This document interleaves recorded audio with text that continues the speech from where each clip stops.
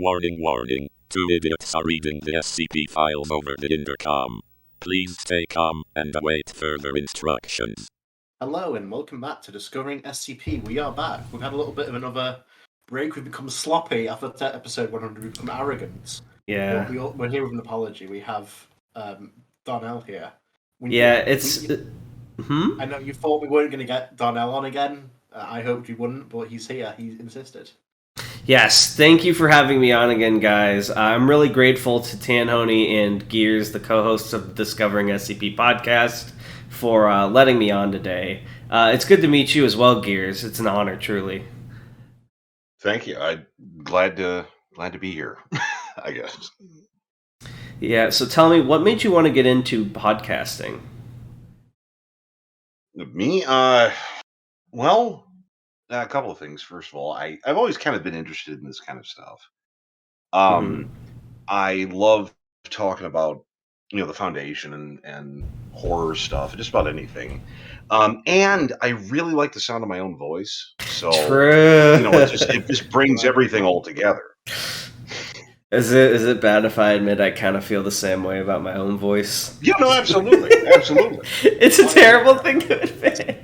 What do you mean you hate your voice, Tan? If you're going to be sitting there, if you're just going to be sitting there editing things. The fact that Tan hates his voice is proof he does zero editing work when he uploads, because you learn to love your voice when you hear it over and over again. Wow. It's an acquired taste. He knocks me. This is why it's been for 100 episodes now. But Tan, the thing is, you actually have a very nice voice. So I know. You're just not used to it because you don't do the editing and hear yourself back. I was testing you, Darnell. You passed. Oh, I did? What do I win? Episode 102. Awesome. I have no clue where I'm going with the rest of this bit, but yes, we have Gears on today. I think it's run his course. Very, very exciting stuff. And did you talk to Tan about what you wanted us to read, or did Tan pick out of the hat? I would assume a hat, because if I talked about it, I don't remember doing it. Yeah, so I haven't picked out the hat. I haven't erased Gears' memories of our conversations. I will say it's probably, it's one of your more popular ones, so I'm sure you probably hear this a lot, but I am very much a fan of the machine that turns things into different things. Like, even 100 episodes in, I'm still randomly like, what would happen if you shove it in there? We read that in, like, episode 3 or 4. All the time. Yep. No, that's fine. Like I said, I love talking about this crap, so it's fine. I also liked your tale with the Fabergé eggs in the machine. I thought that was cool. The Clockwork Time. Yes. That was what it was, right, Tan? What'd you say, Tan? Yeah. Okay, cool. All right, but yes, how many? Tan, how many articles? I'm glad you asked about that. I'll tell you again. 1, 2, 3, maybe 4 articles. Jeez. Okay. That is a lot of articles. All right. Further ado, we need to hurry up because Darnell needs to see the Batman. Yeah, my friends were like, "Do you want to see Batman?" I was like, "Cool, when?" And they're like, "Tonight." And I was like, "Do you have a time or the tickets yet?" Because I have a lot to do. And they're like, "We'll figure it as we go," which is the most stressful thing you can tell me. So Darnell needs to see Robert Pattinson, so let's begin with the articles. I do need to see Robert Pattinson. That's important. Like I know we have a very, very prestigious guest here who is very cool, but Robert Pattinson, I'm sorry, as Batman. Yeah, we have Robert But also, there it is. Yeah, I have to see 2 celebrities today. Okay. All right. What's the first article, Tan? Hit us up with the link. We have SCP-028, which is titled Knowledge by, of course, Dr. Gears. I love knowledge. Oh my god. It's so good to revisit Series 1 after so long. It's been a while. It's weird seeing an article that doesn't have like 800 CSS things jumping at my face. Oh my god, yeah. No. Oh, Jesus. It's been a minute since I've checked this out. It's just like all your exclamations. You sound like a Souls NPC. You're like, oh Lord. Oh no. Yeah, no, I know, it's just like coming back and I liked this one, and it's like I never see it brought up with anything. All right, sweet. Let's find out. Yeah, I'll be the judge here, Gears. No, I'm kidding. All right, Tan, get us started here. Item number, SCP-028, Object Class Sappy. Special Containment Procedures. No special means are needed to contain it at this time, as SCP-28 has not shown any change in size, position, or shape during the entire period of its containment, but access must be restricted. Currently, it is contained on site blank, as 28 is not transportable by any known means. It is sealed in a 6 by 6 You executed that beautifully like a fucking combo. Concrete room with a single door, with two armed personnel stationed outside. If it's on the teleprompter, he will read it. Yes. I love it. Only authorized personnel to be allowed exposure to SCP-28, and extreme care must be taken at all times. While the SCP is itself harmless, the effect can be very damaging to the unprepared. See document EL-28-1125. So usually, after the special containment procedures, I take a whack at what I think it is, but I could not possibly tell you. It's not transportable, and it doesn't need anything special, so I take it it's an object with some effect, and as long as you don't fuck with the object, nothing happens. But that's about all I could guess. Well, let's find out. Description.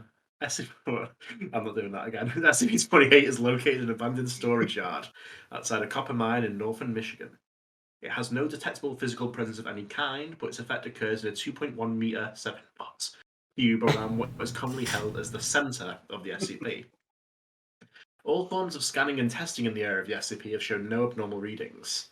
Adding or removing objects or attempting to remove dirt from under the SCP has no effect in altering the size or shape of its area effects, nor the onset or quality of the effect. God, this is like... I want to know what the effect is in the object. What are they? When it said center, my first thought was gazebo, but then it mentioned cleaning dirt under it, and I don't know how you would clean... Physical presence of any kind, so it's like a space, I guess. Oh, okay. Maybe like a ritualistic circle of some sort? Subjects entering the SCP are within 3 to 6 seconds struck by total and complete knowledge of a subject. Oh. This knowledge is thus far completely random in both size and usefulness, and sometimes goes unnoticed for extended period of time. More profound knowledge generally has a stronger effect, with some cases expunged. See document EL-028-1125.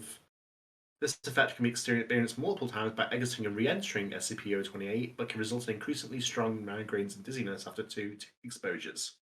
So this is kind of like the Dragon/Cogitant version of Save the Day. That's pretty interesting.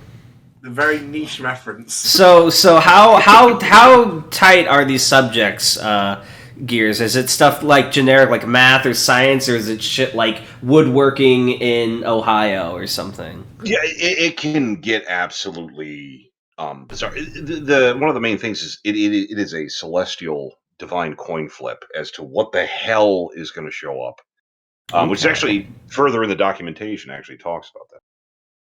Interesting. That seems very promising, but also potential for massive psychic damage. Yeah. SCP-28 came to the Foundation's attention after research into news reports of a local miner who submitted a design for a cold... Oh, we can't have miners on the podcast, Han. We're going to have to go to another article.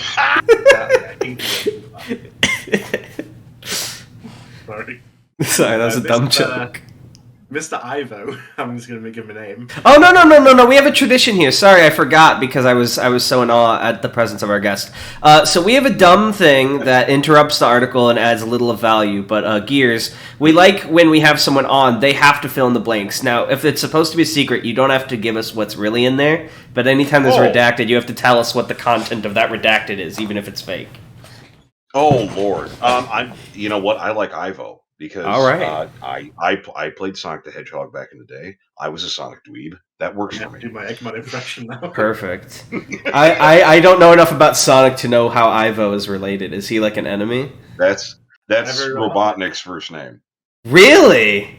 Oh my god, it's like his secret name. Sonic doesn't know, or else he'd be able to wield sheer power over him. Mr. Ivo reported that it just came to me like a bolt out of the blue. The subject was suppressed and contained after discovering the SCP, and the reactor designs implemented in the containment of SCP-1995. I spy something that's probably been added later on.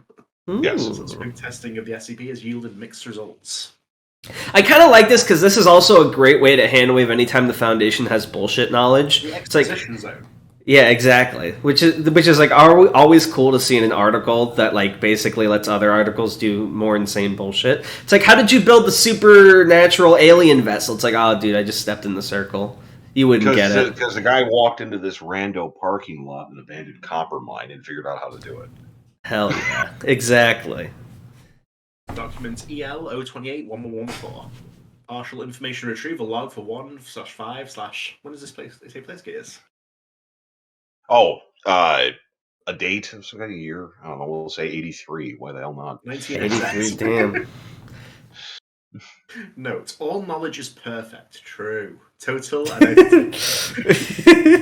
All knowledge is perfect. I don't know why. I just feel like that would be. I feel like with a little tweaking, that could be a sick band name.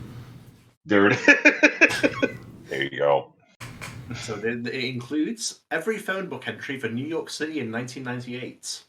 How to redesign the internal combustion engine to run on human blood using only pre-existing parts. Note: full redesign takes 4 hours and runs at higher efficiency than gasoline.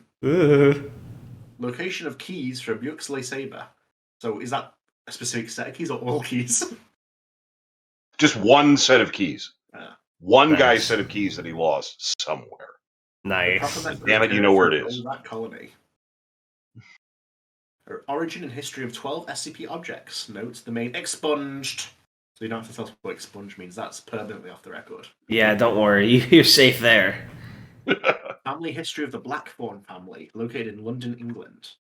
Geological structure of the earth beneath Greenland, including several unknown caves and expunged. Yeah. And then here we have the log, and I am going to guess that there is, like with 6AT, there's got to be like a side test where like 1 million people have written stuff, right? Honestly, if there is, it's not directly linked here. This was this entry. Once again, I enjoyed writing it. I enjoyed making it, but it's kind of flown fairly under the radar. I've never really seen anybody reference it or even really talk about it at all. Which again is a shame because I feel like this is such an easy reason to be like, why your bullshit like researcher of choice knows X thing. It's like so easy. Also very fun. And I want to see them do stuff like stuff AI into it. Like just see what it triggers on, what it doesn't. Yeah, just nah. Oh my god. I want the dog to know what life is. Did a Muggisrath step in this tan and that's how he learned how to become a god? No. Let's continue. So we have a document ELO 28-1125 log. So E112, subject D1182 exposed to SCP-28. Subject began to cry and went into fetal position, showing signs of high distress. Unresponsive to questioning and outside stimulus for several days. Lapsed into cataconia shortly after stating that this is not life. Subject passed into a coma and died shortly thereafter. Cause of death was attributed to shock. Alright. What agent is this, Mr. Gears? Well, this is a D class, so this is our standard flavor red shirt. What happened? There's some stuff that can mess you up ultimately as a person. There's just some things like you can find out you just can't square with. It's like either I have to make this thing go away or I have to leave. Damn, that hits. I'm not sure. It's a bummer, but there it is. It's doesn't happen often, but there are things. It's just like when you kind of get what you believe to be right just suddenly ripped upside down. Some people are like, "Well, that sucked," and some people are like, "Well, it's been fun. I'm gonna go." So what I'm gonna imagine for maximum comedy is I'm sure you're speaking of like eldritch truths and harsh realities, but I like to imagine that the D class was bestowed with the knowledge of the winning lottery numbers for yesterday's lottery. There it is. So it's not even just that, like the winning lottery numbers for like everything except the period in which he's alive. Exactly. Yeah, he cursed knowledge. Something like that. So yeah. Well, I'm gonna go. Yes, but yes, this agent redacted. Who are they? Oh, Agent Redacted. Okay, that's enough. His name is Redacted. It's odd. Doing that thing in the movies where you like look for shit around you. It's like Agent Radiator. Agent Redacted. Lots of Nice. like little emphasis on different things. Beautiful. All Alright, Tan, keep going. Accidentally exposed to SCP-28.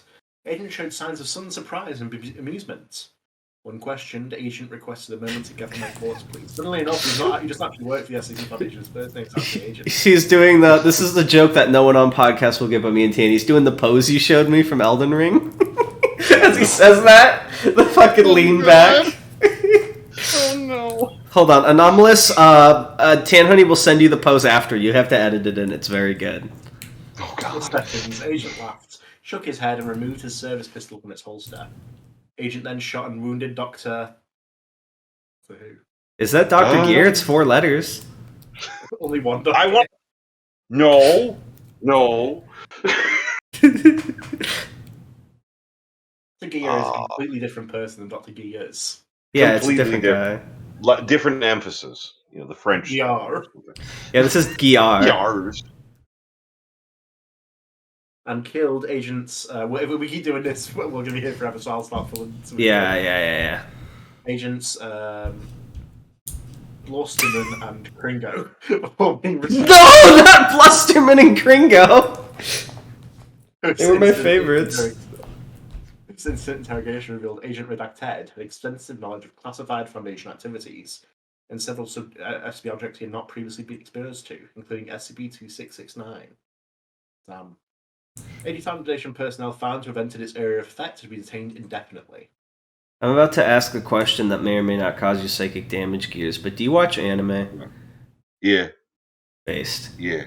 Okay, that's it. It had nothing to do with the article. I just needed to know. Well, no, what I was thinking is, have you seen JoJo by any chance? I have not. Okay, so here's the thing. Mm-hmm. I was first introduced to JoJo through the PlayStation fighting game of Based. all things. Extremely I didn't know based. it was a manga until like way later. So I'm kind of conscious of them. I kind of watch things from time to time, but I'm just kind of watching, going, "This is so fucking ridiculous." Yeah. Like, it's cool, but it's also like, why? What? Yeah, that's fair. I was just gonna say, like, that Blusterman and Kringo being introduced and immediately killed reminded me of like the 4 random named guys before Dio in part 1 that are like instantly murdered. Get a full intro and they're dead. Remember that shit, Tan? They all call like, my name's Bottom there. They're like, I'm Bottom! Get instantly murdered. But yes, we have one more log. Yes. Subject 9843 was exposed to 28. Examination of subject revealed abnormal respiratory actions. Questioning revealed subject had learned to recycle the carbon dioxide inside his body. Revealed other D-class personnel failed. Subject terminated. They were jealous. Autopsy revealed no abnormal organ formations. Researchers note from Dr. Who could this be? Dr. Gear. It's a common name. How the hell did he do that? That's what he sounds. Oh god. That's how he sounds. Yeah. So I will grade this, and honestly, Yeah. I very much enjoyed this concept a lot. I think, especially for Series 1, it's really strong. I swear I'm not just giving you a good rating to SUD because you're our guest. I like this a lot. Yeah, no, absolutely. I am used to, that's one of the things I like about the wiki and the community and stuff is people be very nice and kind of going on, and then when it comes down to actual like review or concept, the knives come out. And that's how it should be. It's like, you are my best friend. This is shit, and I'm going to tell you why. Yeah. No, I 100% agree. But obviously, I'm not going to judge something written over 10 years ago in Series 1 by, like, Series 6 metrics. So, like, I'm not going to flag you for extensive redacted. Yeah. I think there's conceptual... a slightly different meta nowadays. Exactly. I would say, on strength of concept and writing, this was pretty solid. I'd give it a 9 out of 10, 10 out of 10. I enjoyed it. I'm going to give it an upvote. Bear in mind, Gears, this rating system is nonsensical. It goes up to like 15 out of 10. It goes to 13. So how it works, have you ever played Mario Party, Dr. Gears? Yes, I have. Yes. So 10 is good. 10 is all the writing. 10 is all the writing is perfect, everything's good. However, you can earn up to plus or minus 3 bonus stars based on my personal you can enjoyment. Get minus bonus stars? Yeah, like the Dr. Bright proposal was probably like 4 or 5 out of 10 on its writing merit, and then I subtracted like 2 or 3 stars because I hated it so much. Like negative bonus star? What do you mean? What do you take out the star? The Mega Star. On the flip side, I think I gave the Butler SCP. Do you remember Tan? I forgot his name. I gave him a decent, like a 7 or something, but like all 3 of those, he got all 3 good bonus stars. It wasn't like a very super great SCP, but I really liked Mr. Deeds. I thought he was nice. So somehow it was a full score, but also 7 out of 10. Yeah. No. But yes, no. This was a good. Yes, I understand how you hand them out, but the part that is why do you? The man is not okay. It's not out of 10. Well, no, it is out of 10 because 10 signifies that it is of okay, what is the maximum score you can get? It's over there. 13. Slamming the table. 13. But you have to understand, a good bit of that is my injected subjectivity. The out of 10 metric is on its. Don't give me a rating. Of course, it's subjective. Yeah, but the out of 10 is on objective metrics, and then the bonus stars are on like how much did I enjoy it personally. I just have this image in my head of when SpongeBob does like that rainbow hand fan. It's just nepotism, and it's fine. It's fine. Yeah. Hush now, Tanhoney. All right, on to the next art. But yes, conclusion. I liked it. Gave it an upvote. I thought it was neat. What do you have to say about it, Tan? Do you have anything of value to add, Tan? I've always enjoyed this one. I think it doesn't get the attention it should, but maybe it will get a bit more attention in the comments of this video. Yeah, everyone, give it your attention right now, everyone. I want you all to go read this article. Like, don't stop listening, but open a tab and then go check it. Yes. Go read it a second time in your own voice where I don't interrupt every 2 seconds. All right, but yes, what's the next article on the table for today? The next one we have is another. Well, this is a lot more prominent in the community, I think, in terms of it gets mentioned a lot these days as well. This is SCP-184, The Architect, by of course DrGears. Ooh. Yes, so I feel like, and I might be insane, Pill, but I swear The Architect is a name we read in other things, and I asked you about it, and you said we'd get to it later. Is that correct, or am I insane? Welcome to later. Oh, shit. Welcome to later. I don't even remember what it was originally related to. I just remember it was mentioned. I was like, what's that? And you were like, we'll get to it. Like a year ago. Yeah, probably. Just take that and put that in the foreshadowing box, and we'll get to that. Anomalous, please put a flashback in this section. Yeah, Anomalous, go search through 100+ episodes, find the one where this was mentioned, and then flash back to it. No, I'm kidding. Don't do that, Anomalous. You're good. Just write a doctor's note. Anomalous would do that. Yeah, that's what's fucked up, and so I'm not going to make him. But yes, read, Ted Hody, read. Item number SCP-184. Object class, you sell it. Special containment procedures. SCP-184 is not to be contained in any structure. It's to be attached to a high-power electromagnet at all times. Should the electromagnet fail, agents are to report to its containment area and prevent access to all unauthorized personnel until the electromagnet is restored to power. Excuse me.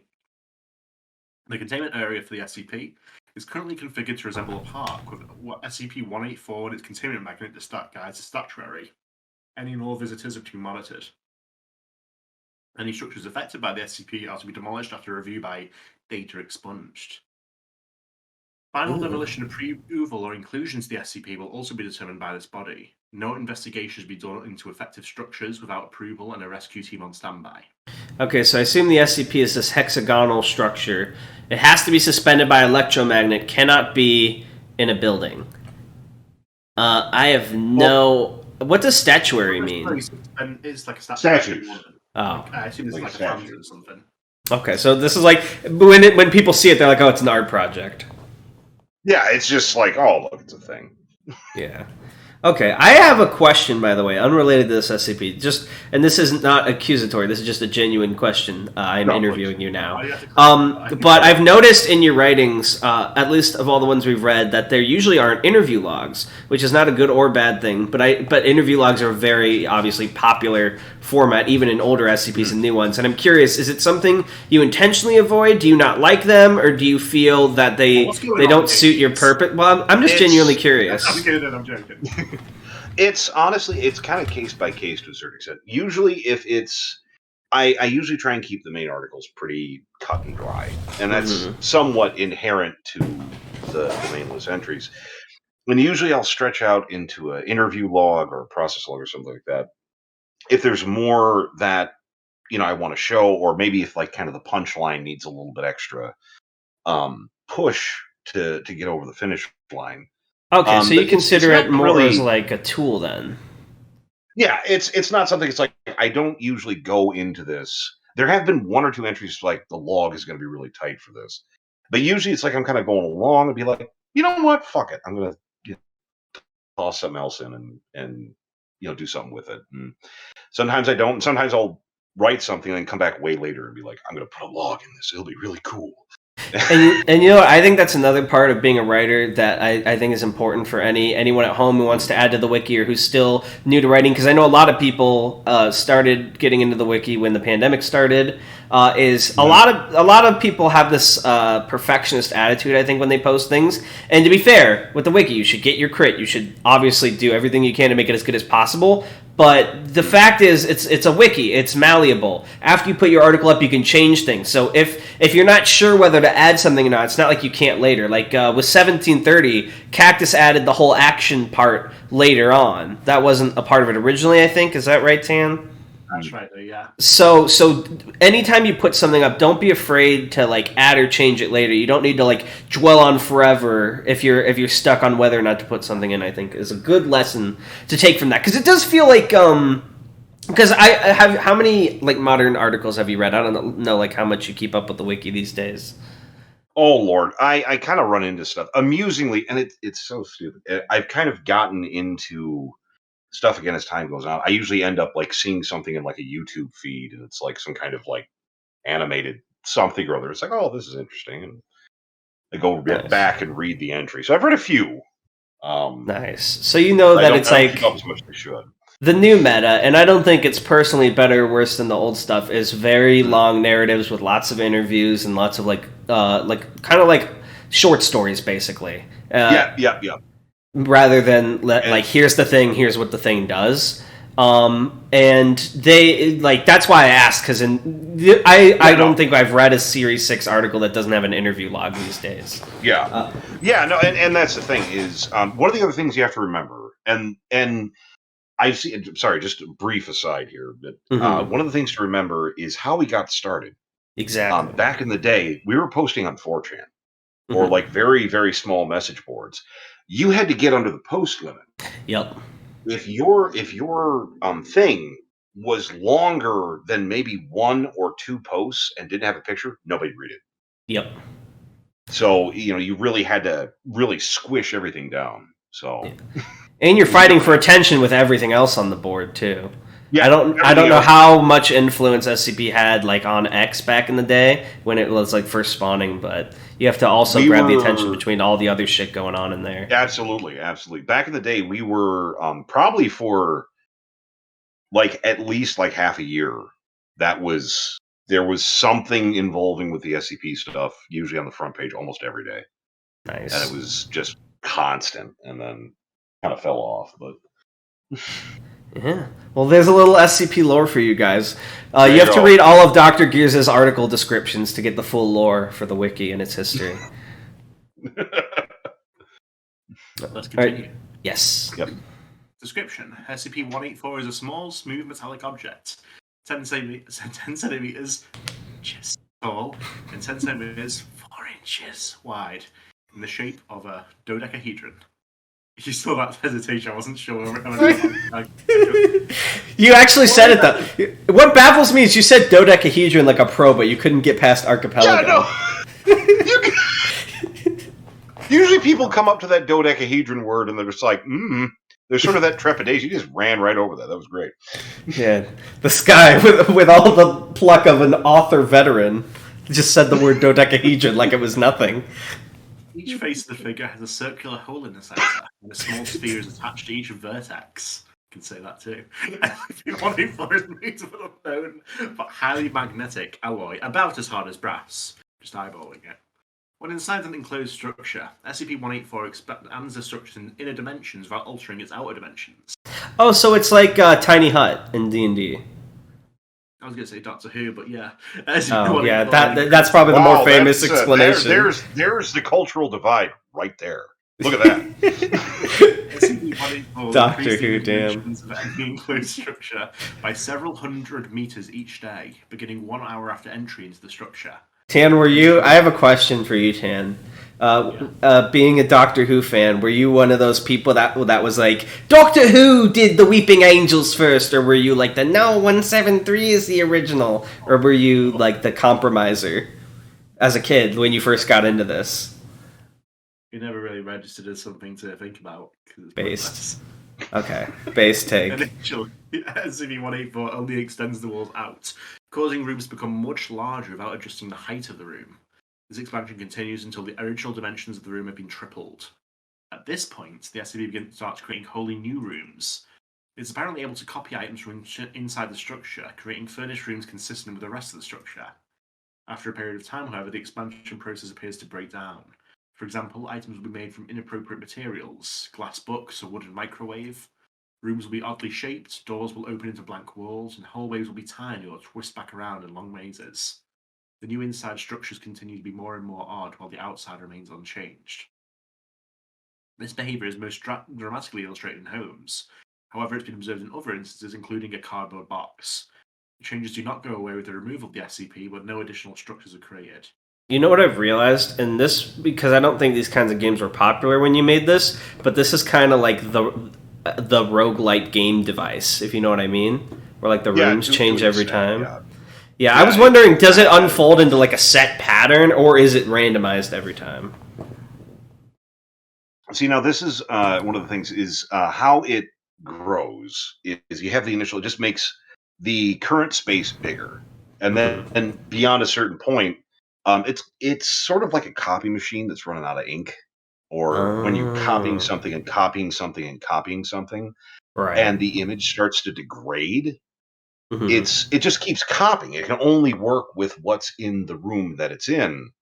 It just keeps doing this, and then it starts getting weird after a while. And what happens when you yank this thing out of whatever building it's in? Does it go back to normal? Nope, it's fucked. That's interesting. Whatever it is stays that way, but it doesn't get any worse.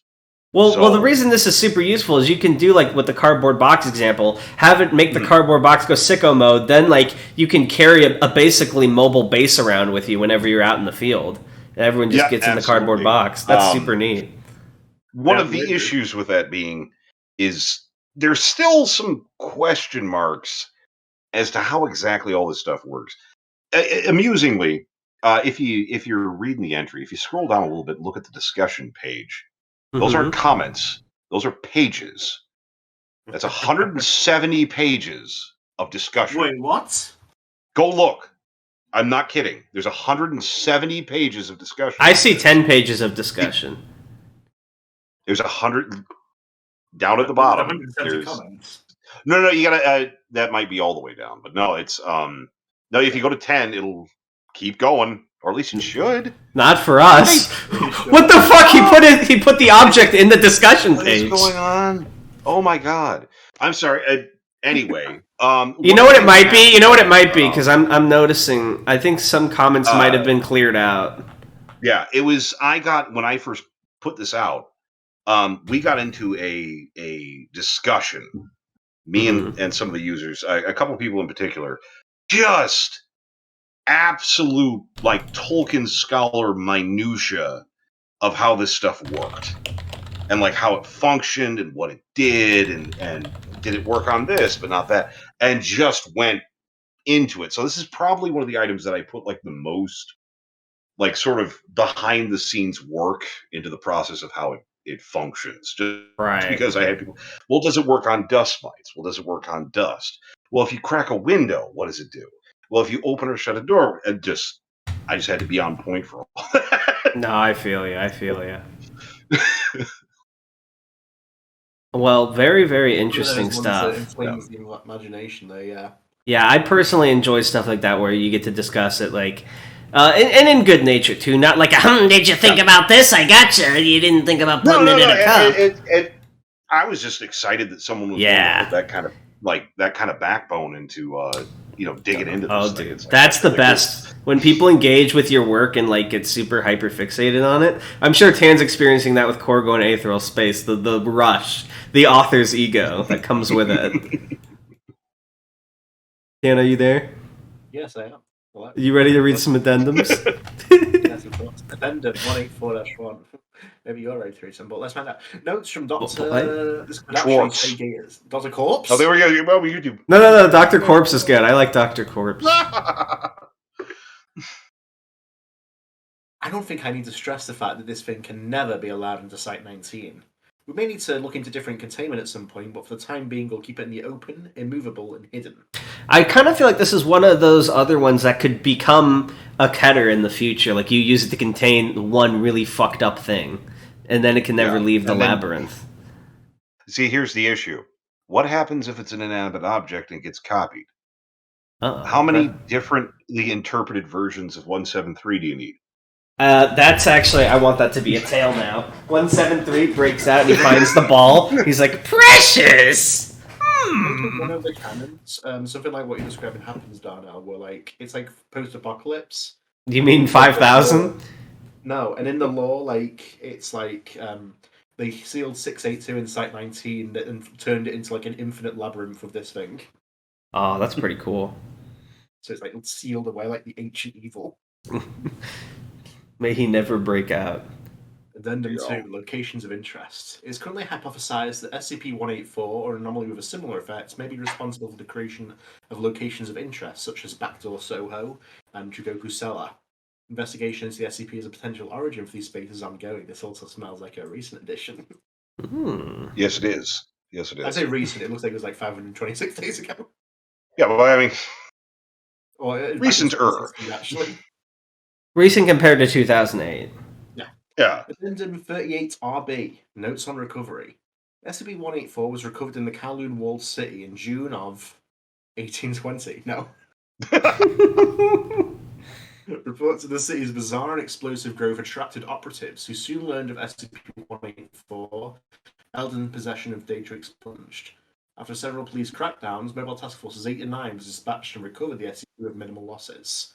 The final effects of exposure to the SCP on both the city and inhabitants may never fully be understood, due to the reckless actions of local law enforcement, which destroyed several affected sections of the city before operatives could take action to prevent it.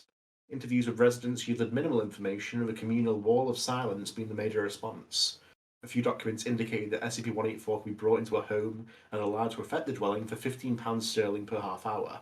These documents were unconfirmed by residents. Then we have additional documentation, the personal log of Gordon Richards. Do we need to read that as part of the article? Yeah, I would say so. Okay. So much like the Gulf of California, Darnell, Kowloon Walled City is a real thing. Did you know? All right. Yeah. Listen, this guy clearly watched the montage and is remembering all the old bits. I get it, Tin Honey. No. I said we were reading an article, and in the article it mentions the Gulf of California, and so there's, so it's like an alternate universe. I'm like, what? Okay, look, oh no! I didn't know. Listen, geography was a while I don't even live in America. How do I know? Look, the map just had a picture, and then it had a big picture of something swiped out. So I was like, oh, this is clearly fake. It's not my fault. How am I supposed to know? There you go. Gulf of California exists? Dude, honestly, I spend most of my life trying to pretend it doesn't. So. I mean, fair.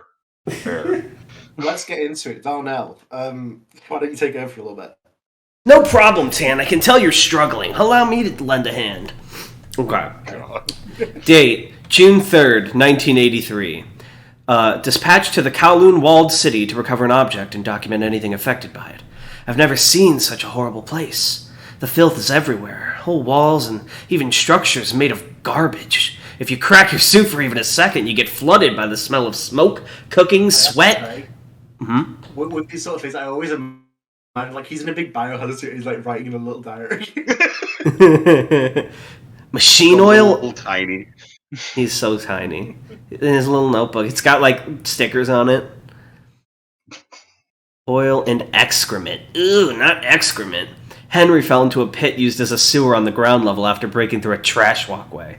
He was fine, the suit was just filthy, but he threw up and had to be removed. I'm not sure if he's going to work out. Oh, so they had to they found the shit in a sewer is what I'm finally piecing together. Or some other garbage den. Everyone here avoids us like the plague, or darts out to throw trash or insults. They're a tribe, and a territorial one at that. The sheer crush of humanity is intimidating, and I'm glad I have the suit between me and them. The object is supposed to be somewhere in the core of this mass, but getting there is going to be tricky. June 4th, 1983. Local law enforcement, led by agents, did a bunch of raids last night. Cleared people out of some of the areas we need to go in. But there are so many people here, it's hard to notice any difference. Yesterday's recon helped uncover a couple of homes affected by this thing. They don't look like much, the same squalid homes as everyone else, but they're too big inside. It's an odd feeling, standing with your hand on the wall and knowing that by all rights you should be 6 feet outside the structure in midair. Henry's better today, but seems really jumpy. Lev took him aside and talked to him last night, and I hope it's helped. I'm getting worried about him. Caught him muttering to himself over the radio today. Told him to knock it off, but didn't report it. Maybe I should have. I think I'm going to ask for him to be put on a different unit after this. Deep recon this evening. We're splitting up to try and hunt down where they're storing this thing. Lev and I pulled a short stick and have to hike it around the sewer system. Honestly, it can't be any worse than topside. At least I won't have to keep seeing the blank, empty faces of these people. June 6th, 1983. Henry's dead. We didn't get back until early this morning. We'd been off the radio for several hours because of all the interference. It seems areas affected by this thing screw with radio waves pretty bad. The sewer was a nightmare, but no sign of alteration by the item. When we came back up, Paul gave me the news. Henry and Paul were exploring near the center of the city when they got attacked. A mob of people swarmed them and dragged Henry off. Paul was hurt and his suit was badly damaged, and he had to leave for medical attention. Henry was screaming over the radio for a while, and then it cut off. Paul and a couple other mole rats charged in with some agents to recover Henry, but after a few minutes, Henry came back on the radio. His receiver was broken, but he could still broadcast. One of the agents was recording, and he played it back to Lev and I to see if any of it made sense to us. It didn't. He was rambling and sounded like he was hurt. Kept talking about the endless heart of the city, the hell of glass, just crazy stuff. Paul and the rescue team kept trying to find him, but suddenly his radio cut out again. Henry came tearing down one of those tiny halls, helmet off and screaming like a madman. He ran right by Paul and smashed an agent into a wall on his way by. He slammed into a dead end and just exploded through it, right out of the building. He fell 6 stories onto some metal junk. It took an hour to get his body untangled. We're done screwing around here. Agent Parks, Lev and me are rounding up what amounts to the city elders, and we're getting to the damn bottom of this. Do you want to do some reading, Gears? Sure. Awesome. Do so. June 7th, 1983. Interrogation went well. Agent Parks asked the questions. We provided what he called negative consequences for non-cooperation. The first guy some triad punk didn't want to talk. 2 broken legs later, and he was a lot more open. Said the thing was called the Builder. Nobody knew where it first came to the city. He never had anything to do with it. Just helped stand guard outside rooms when it was working. Said that was all he knew. That we had to talk to one of the elders, Long Wen, if we wanted it. We apologized for Henry's death. Said it was just the way of things. I broke his jaw in 3 places. Long Wen may be the oldest looking man I've ever seen, with a will like iron. He just took everything we dished out, didn't say a word. Parks said that the next stop was his wife and grandkids, and that got him talking. Told us it was kept in one of the oldest parts of the city, some old temple. It had grown and made wonderful things, but only the worthy could look upon it and not be overwhelmed by it. He said Henry was shown the wonders, in the hopes that he would be able to convince us not to take the Builder, that he was not worthy and was broken. We made him show us where they kept it. Longman said it wouldn't do any good. It was buried too deep. They moved it deep inside when they first caught wind of the agents. He said we'd never get it back. We're doing deep work tomorrow. We're not coming out without it. June 10th. Sorry. You good? Good luck. That's something. What was that? Sorry, my throat. What the hell? Oh my god. Can't just do that. We're building a mood. I'm sorry. You're right. Anomalous, edit that out and fix the mood. Let's cure him. June 10th, 1983. Been out for a while. This place is amazing. First was just a temple that was too big inside, neat, but nothing new. We went in deeper. Whole rooms, altars, everything recreated and rearranged by the thing. It's like someone built 12 whole temples inside this one tiny structure. Agent Park set up a recall point in the main hall with some other agents to make sure nobody sneaks up on us. We suited up and went to work. It started getting odd after hour 6. Lots of hallways, not many rooms. Then 83 rooms, all connected by those sliding doors, each with a tiny Buddha in the center of the floor and nothing else. I've grabbed a few samples. I knew things were getting odd when we came to a perfect reproduction of the first altar room, but appearing to be made of one solid mass of wood. It was beautiful and totally seamless, and not a single tool mark on anything. Paul found some documents, and we scanned them back to Parks. He said they were about the object. Apparently they're calling it SCP-184 now. Parks said it talks about how they moved 184 deeper each time it made a new area. They thought it was a gift from God or something. Use it to expand rooms, and if people donated to the temple, or at least to the gangs that controlled it at the time. Never been in a place like this. It's getting harder to maneuver. The holes are starting to get strange and go up at funny angles. Last few rooms have been tiny. By Lev's count, we should be 23 feet above the roof of the whole city by now. Date, June 12th, 1983. Getting sick of this place. Came to a branch yesterday, had to split up teams. I drew the up hallway and sent out. Not sure how long I've been climbing. The hallways aren't regular anymore. They wave in and out like a frozen earthquake. Everything seems to be made of stone here.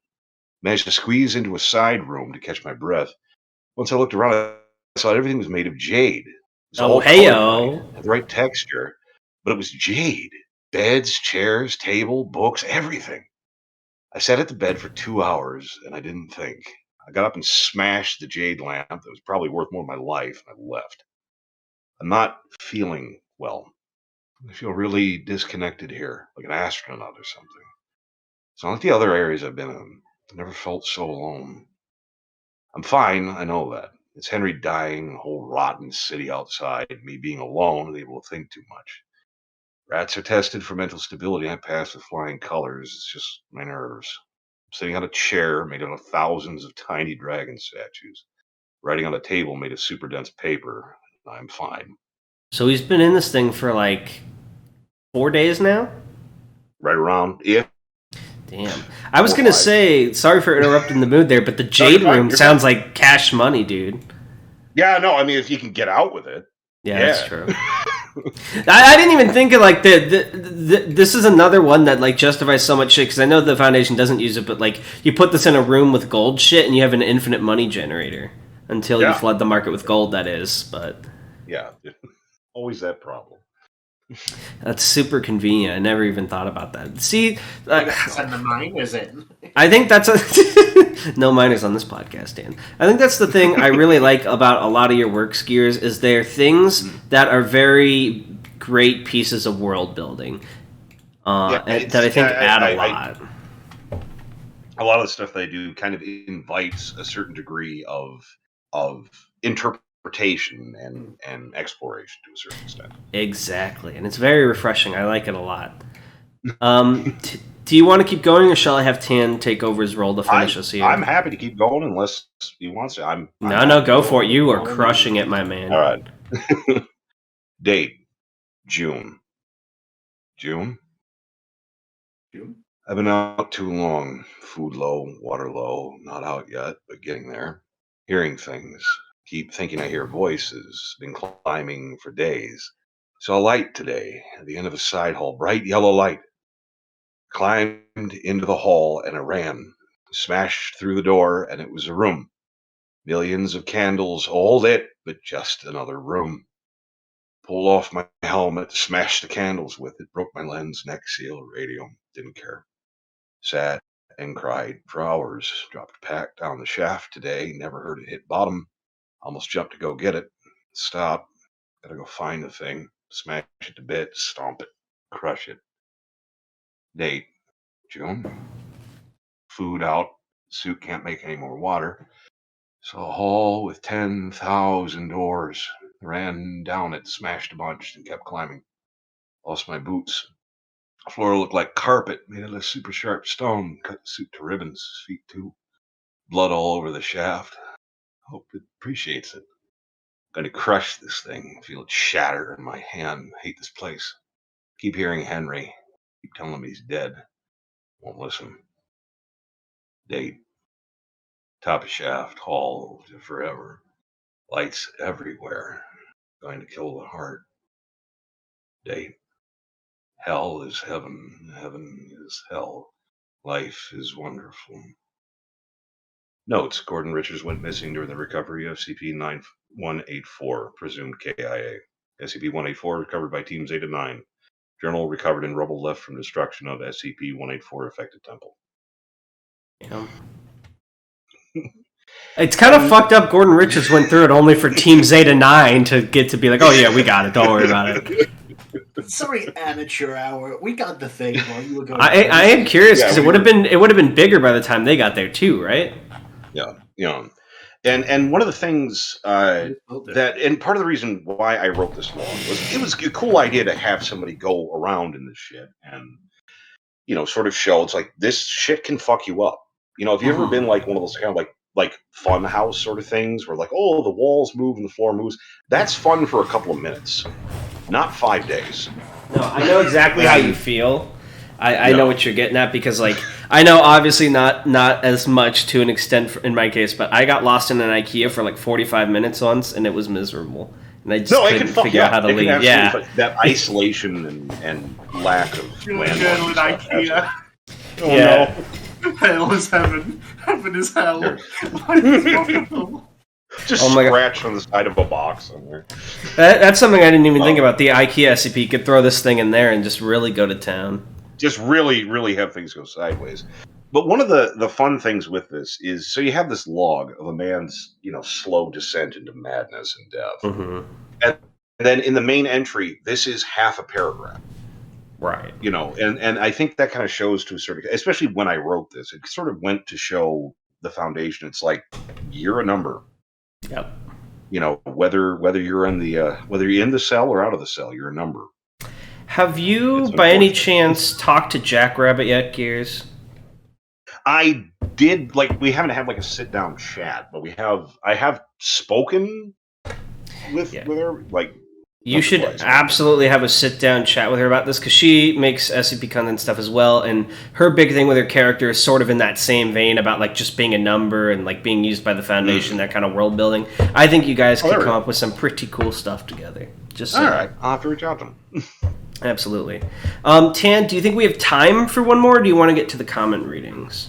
How far in are we? I know you've got We are 54 minutes in, but I know these aren't terribly long articles. We could do another one the size of the first one, maybe, depending on how you guys feel, or we could just jump in the comments.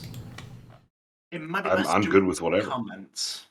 Awesome. We could do. Is a bit longer for the last one. We could do some comments, and then I'll desperately try to improv some interview questions for you, Gears. Fantastic. Awesome. So, do you mind sticking around for the comment reading in this case, so we can interview you after? Happily. All right. Basically, Tan and I are just going to read the comments from the last video. If there are a lot, we won't read all of them. Because they're all relating to the video game crab game. Yeah. None of this is going to have to do with anything we just did, just so you know. Fair enough. Sean Saxums writes, finally, my greatest opponent, Discovering SCP, has fallen. I am excited to announce that I will be consuming the soul of Darnell in a ritual to increase my podcasting prowess. Is this true? Well, I have felt pretty empty lately, so he might have taken my soul while I wasn't paying attention. I know. I adore him, though. He's great. Yeah, no. Absolutely. Sean's my favorite dweeb.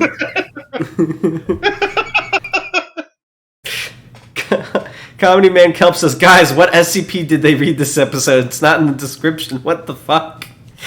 All we did was play a video game last episode. Yeah, this is now Discovering Gears. Sorry. We only read Gears' stuff. Thought Experiments and Other Stuff says, so this is it. Well then, huh.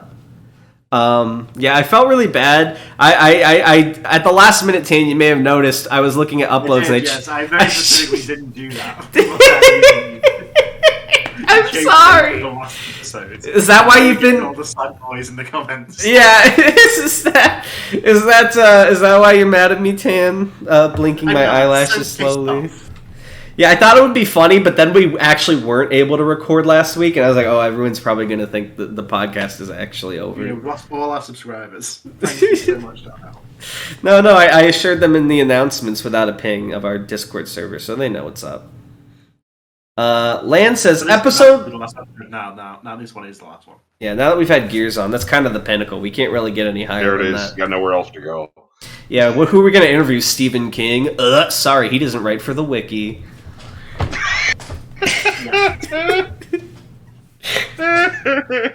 I'm down for this kind of exclusion. This is fine. Heck yeah. Land says, episode 100, woo! Does the swag. Yeah. Nice job doing the swag, buddy.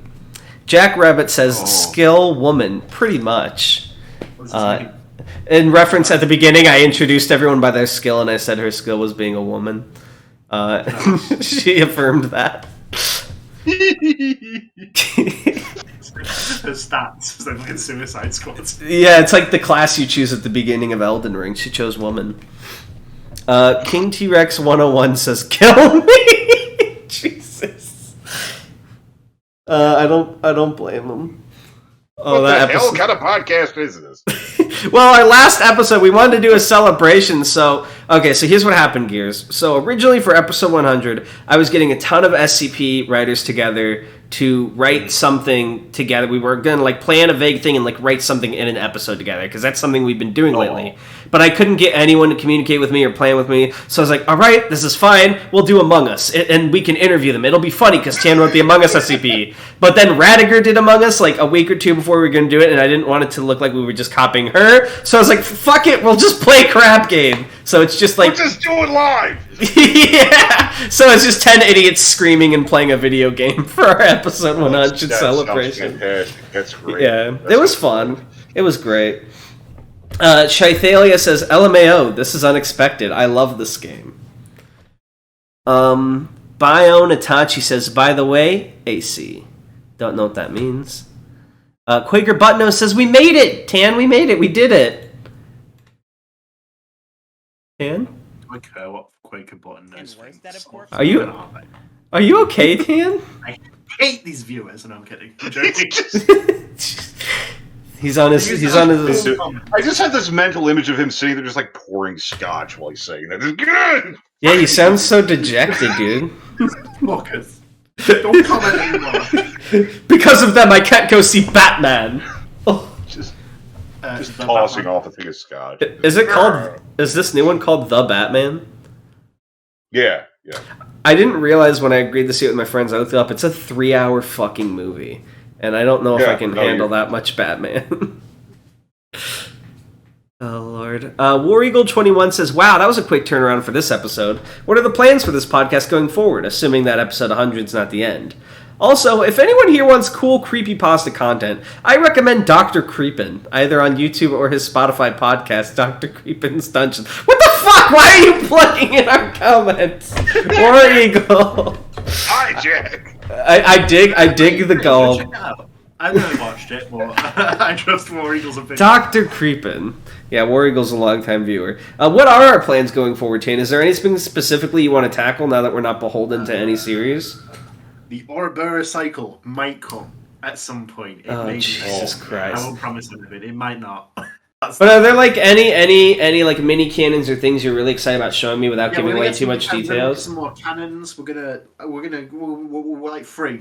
We are free at this point. We can do whatever we want. You know in Elden Ring how people talk about the game in the most cryptic ways possible to not spoil anything? Yeah. I want you to think of one canon or story you want to show me and describe it as cryptically as possible, and then maybe the commenters will know. What? They were gonna. I mentioned it earlier in this podcast episode. That's the hint. Oh, you're not going to say anything extremely cryptic? I just did. That's pretty cryptic. All right. He's playing off me because he knows I'm too lazy to go rewatch the whole episode. Anomalous will know though. He'll edit it out. Level of clickbait. It's not like watch to the end for a surprise. It's go back. Go back. Yeah, you have to watch the ads twice, dickhead. Sorry, you should have been taking notes. Well, hey, you ever get jammed up? Read all of my stuff. Dude, hell yeah. Dude, I would love to read more of your stuff. Every Gears article, combine them, and you'll get the answer. Gears, I'm already extending this. I'm extending this to you now, Gears. If you ever want to come on again, we'd love to have you. You are a treat. Sure. Give me a ring anytime. I'll be happy to. Based. Fanprint says, well, now we need a LOL Foundation tale about a bunch of SCP personnel being conscripted into an anomalous, thinly veiled Squid Game reference. It can be the spiritual successor of... I'm done reading Doesn't that that exist somewhere? I'm sure that exists somewhere. Jesus. Can you tell us about it? I'm just not going to say anything about my Milk Jesus experience. We're going to move on, and we're going to never mention it again. Okay, so you did say that. Okay, that is what you said. Fair enough. Yes. Yeah, okay. If you're not aware, Gears, I'm not trying to keep you in the dark. For Rounder House's podcast... No. No. I don't know. I don't want to know. It's fine. Okay. It sounds... Stop it, you're attacking him. It dealt me much psychic damage. It's made me immune to most of the wiki's bullshit, but at the cost of great sanity. Guare Fernandez Emil says, I thought episode 100 was going to have a more serious tone. So did I, Guare. But what actually went on is actually perfect for how the cast usually is. We got 99 episodes of random bullshit. You thought we were going to be serious for episode 1? God, 99 episodes, but a serious one ain't in there. I think our only maybe serious episode was Red Reality. I don't think I made many quips during that, because that was just really sad. Oh, and maybe here there be dragons. But, all our episodes, we just goof, right? Yeah. We're doing it right now. You thought we were going to be serious? Are you crazy? Serious? I'm like the joke... Wait, what's that awful meme? It's like, childhood is idolizing Batman. Adulthood is realizing the Joker makes more sense. I can't wait for new versions of that with the Riddler instead. Yes! Answer my riddles, Batman. Compared to other commenters, I have only followed it for a very short while, but it has still become a very important piece of media for me, so thank to you too. Thank you as well, Guare. We appreciate you. You are awesome. Dino Tail says, fitting. The podcast ends the same way it began. Crabby. And then he put a crab emoji. I don't know what that means, because I don't think we were that crabby in episode 1, were we? That was probably the nicest we were to each other. It was the crab-themed episodes. We only referenced about crabs in that episode. Oh, of course. Have you seen the yellow sign? Says, I hadn't been watching DSCP for a long time, but imagine my shock when this popped up. I know this is clickbait, but it has still been a fun journey. It is episode 100. Oh right, yeah, because you get to... Because I called it the final episode.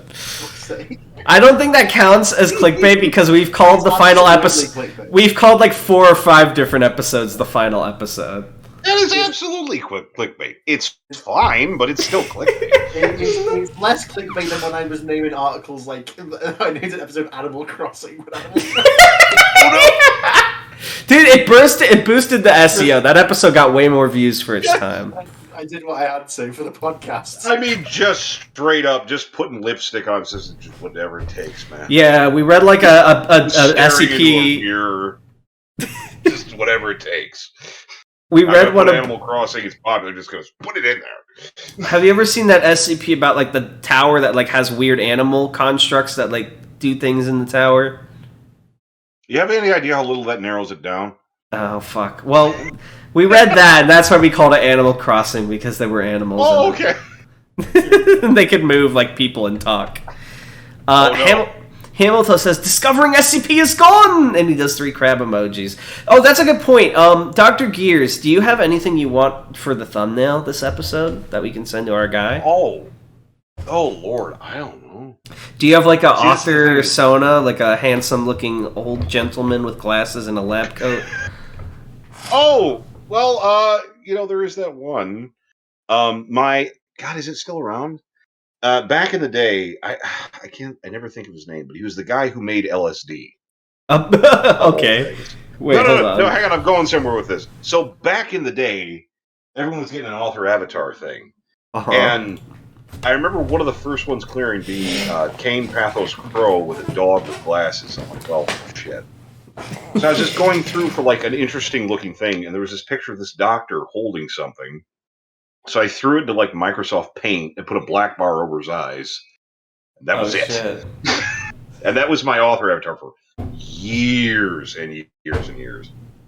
Okay, Hamiltoe, the thumbnail is this. It's going to be a doctor with the redacted over his eyes, and he's going to be holding 2 hands up like Morpheus, and I'm in one hand and Tan's in the other, and you have to choose who gets to live. Oh, God! No, that's great. That's beautiful. Awesome. Locking that in my memory. You know what? Tan, you keep reading the comments while I DM Hamiltoe. Okay. Raul Alves says, "Crab Games, also nice episode. Thanks for everything." Thank you. This is the final one. Andrian Arenalido says, "Alright, episode 100 of SCP Authors Anomalous. That's not what the podcast called, and you know that's not what the podcast called. Wheel. Callback shout out to episode 5 of SCP-AA. This comment will be deleted in favour of timestamps. Liar. It's not been deleted. This was last week when I posted this." Anomalous, edit Andriana Renivo out of the fan base. A bush from the island of Borneo says, "So this is the true Discovery SCP. Discovery SCP? You listen to another podcast?" He's been cheating on us with another knockoff podcast. In the chance that this is indeed the final episode, even our devoted viewers don't believe that the word comes out of our mouths anymore. Knockoff. Fellow discoverers. It says Discovery with like an exclamation point podcast. Discovery. Hell yeah. JKC says, "Finally, SCP was discovered. This definitely gives me Avenger Endgame vibes, not gonna lie. But once again, Spotify users are being oppressed once again. So much hate. Indeed, the audio version is incompetent." Hold on, did you say so much hate? That's what it says. No, it's shaking my head, Tan. Oh, I thought it was so much hate. No, it's shaking my His head. whole life. Oh my God, how much has... Yeah, how much... Dude, you think that's bad? Tanhoney can't even read Roman. Actually, no, he can now. He learned how to read Roman numerals recently, but he couldn't before. Oh, never mind. Not sure if this is supposed to be the official episode 100, but still feels great to see the podcast go so far. Great job, guys, and here's to another 100 episodes. What do you mean is the official episode? It's in the title. I'll get to the final episode. Picking up the dynamic where you just kind of hurl shit at Tan and he just ignores you. Yeah, that is the dynamic. Me, hey Tan, let's do some yes and improv. Tan completely does not pay attention.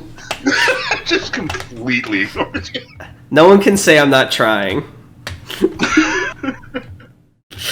Oh Lord. That was the final comment of the final episode. Yeah, we've got 100 more coming. Absolutely.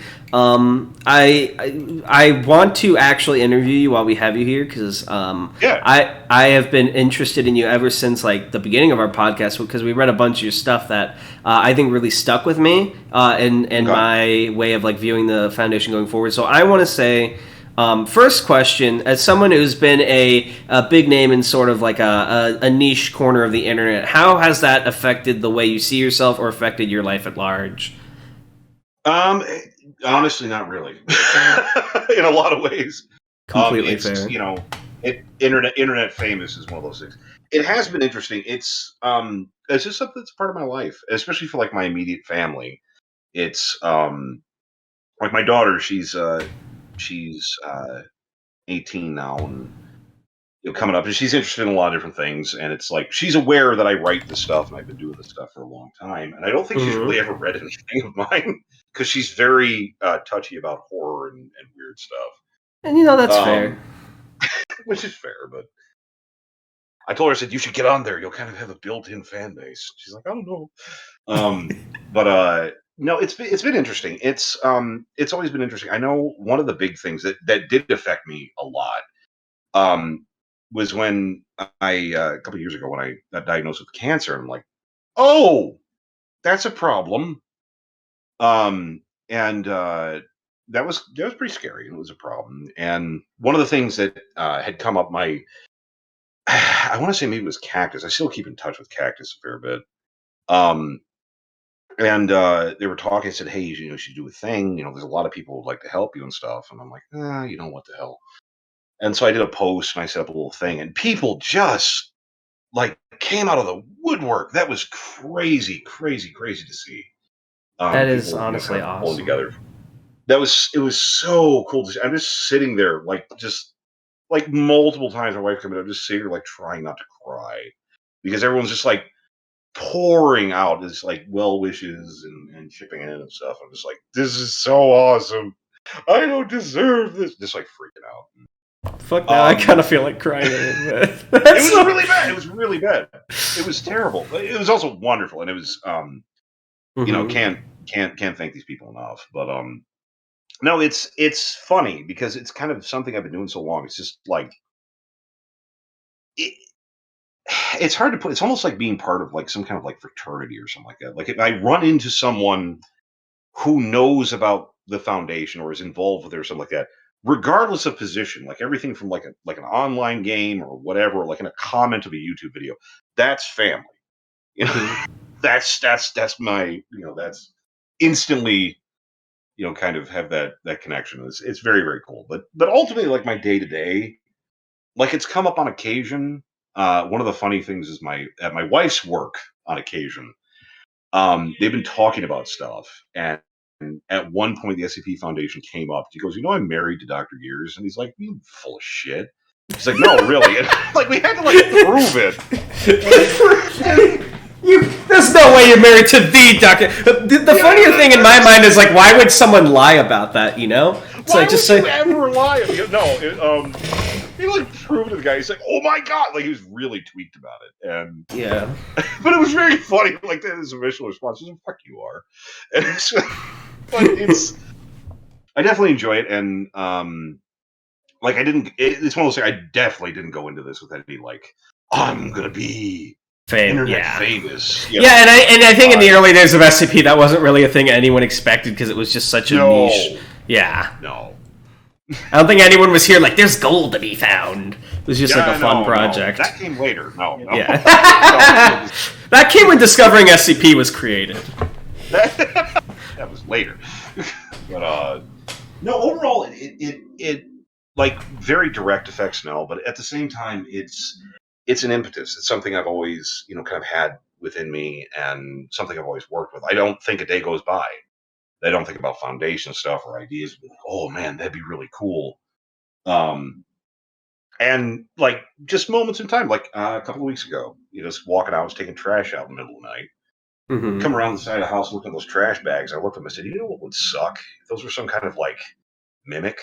Yeah, I was just thinking the same thing as you were saying. Man, that would suck. Hey, have we written that?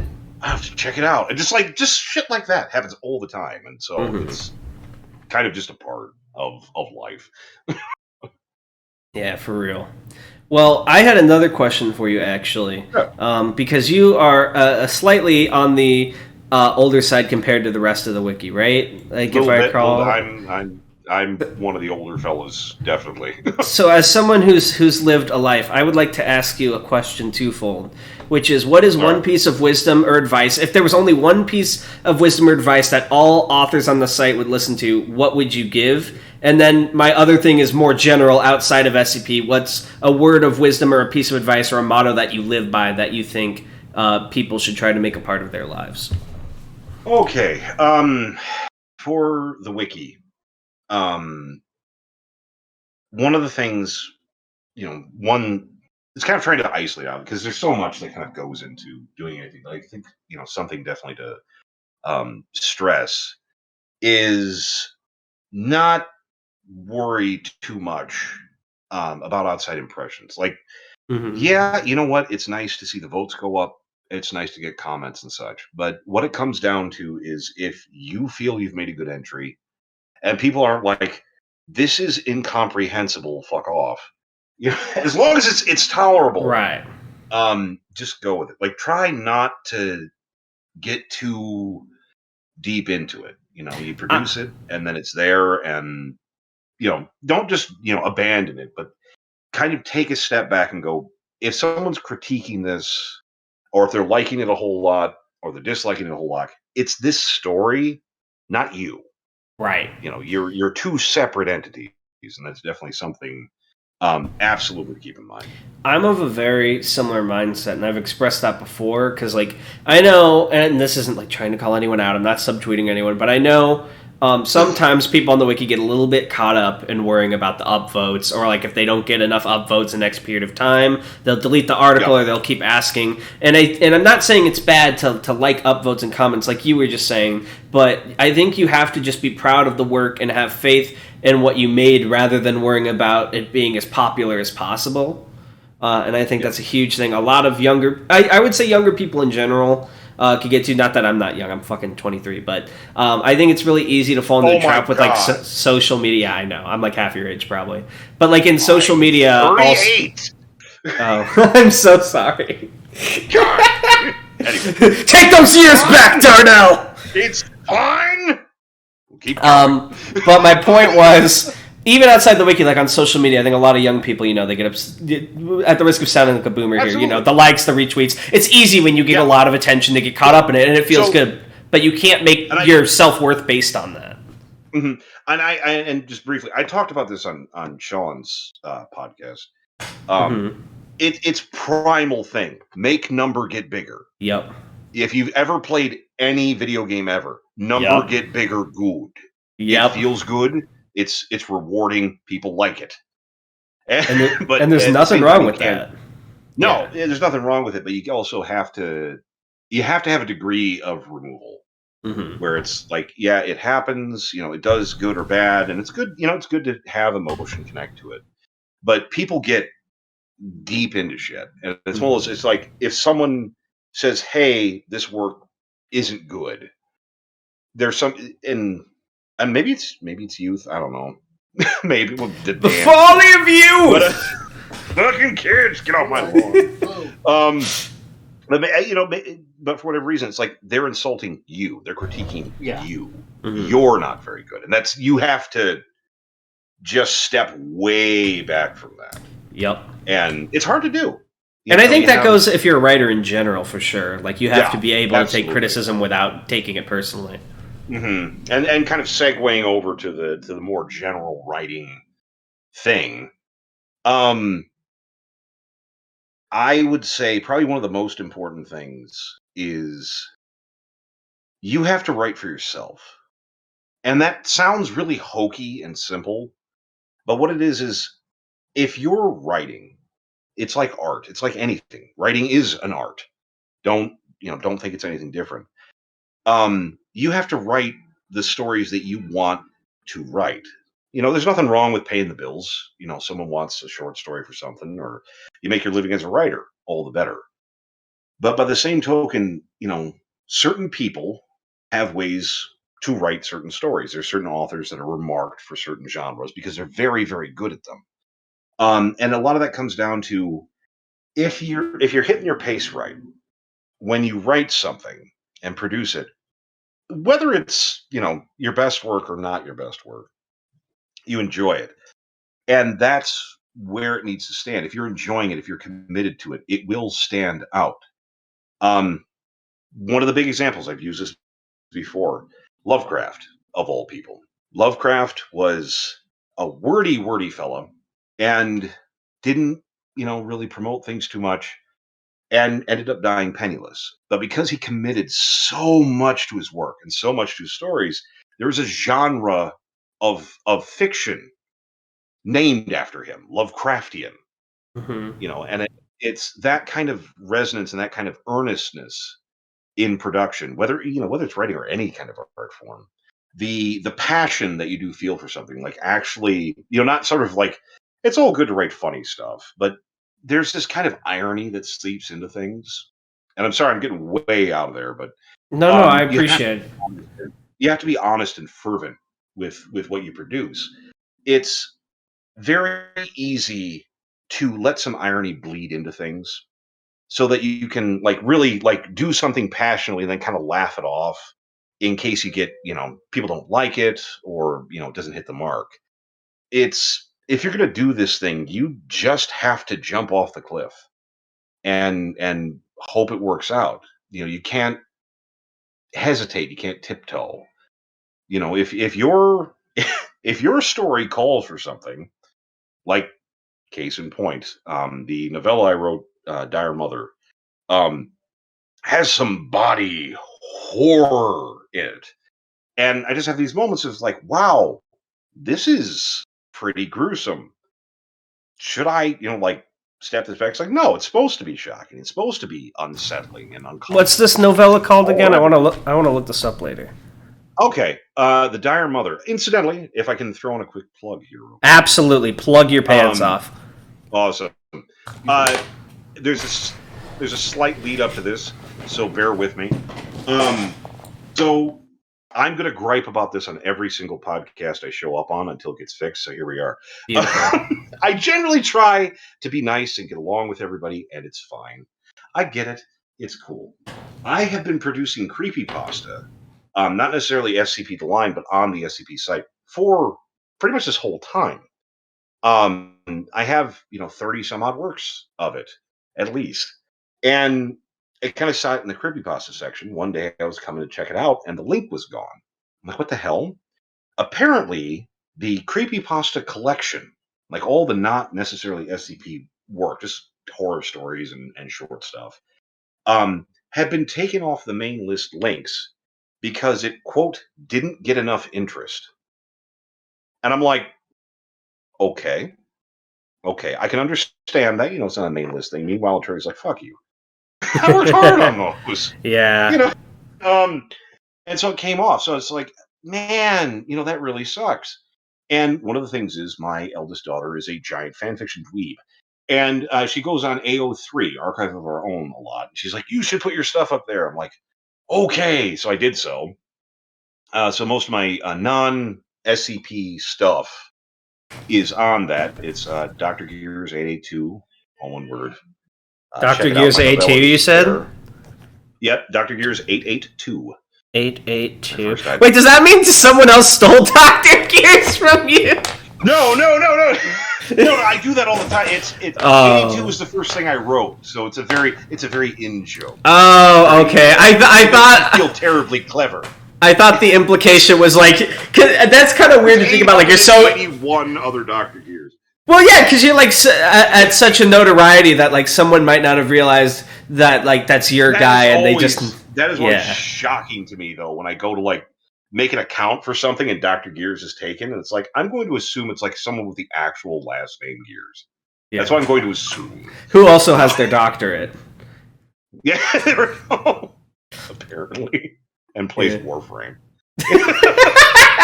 Based. I love that. But yeah, I'm going to check out your stuff for sure. Yeah, I got a bunch of stuff there. Go check it out.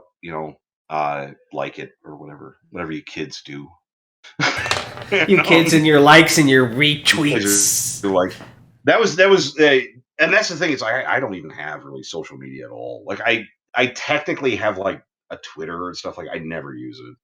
I just don't keep up with it. And you know what? Honestly, it's way better for your mental health. I know people are always like her on their own hobbies, but like honestly, social media is like it does not add much. If you don't need to do it to promote like your thing, don't use it. Yeah, don't even bother. That's why I'm here. So there we go. Yeah. But no, it's been kind of interesting and kind of getting stuff out there a little bit more. But yeah, it's funny. I was telling people about writing The Dire Mother, and it's like, so I had a bad dream. And I wanted to kind of work it out, and I ended up accidentally in novella. As you do occasionally. How do you accidentally?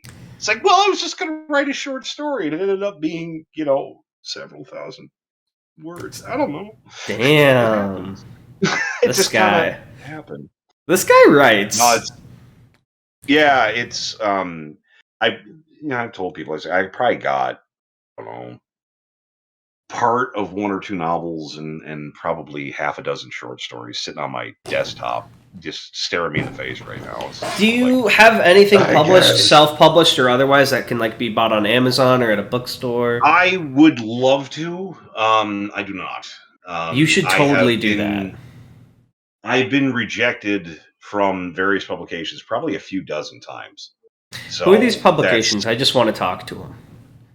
I just want to talk. Pounding my fist into my hand like an 80s movie bully. Like, well. Little book nerds think you're too good for DrGears. Yeah, good for me. No, and again, that's one of the things is if you're ever going to kind of get out into the greater sphere, you're going to get rejected a lot. Mm-hmm. And it's a bummer. But no, I don't have anything published. I keep getting told, it's like, you need to put your stuff together. I'm just like, dude, I don't know how to do that. I wouldn't say you need to or have to if you don't want to, but I know Quantum has self-published, and Tan recently self-published his web serial. So, I mean, it's definitely within the realm of possibility if you're interested. I'm just saying, I've liked what I've read of your stuff. I'll probably check out your... you know what? We might even do...